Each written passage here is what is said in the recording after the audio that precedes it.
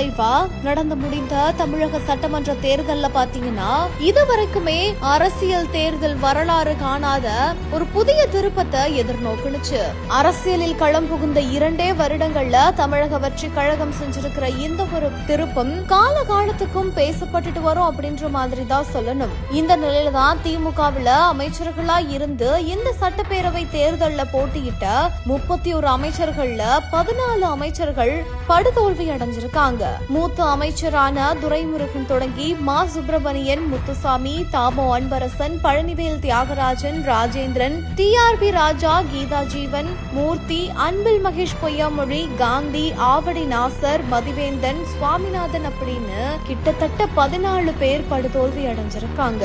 இப்படி மொத்த அமைச்சர்களும் தோல்வி அடைகிறதுக்கான காரணம் என்ன? இது தமிழக வெற்றி கழகத்தோட விளைவா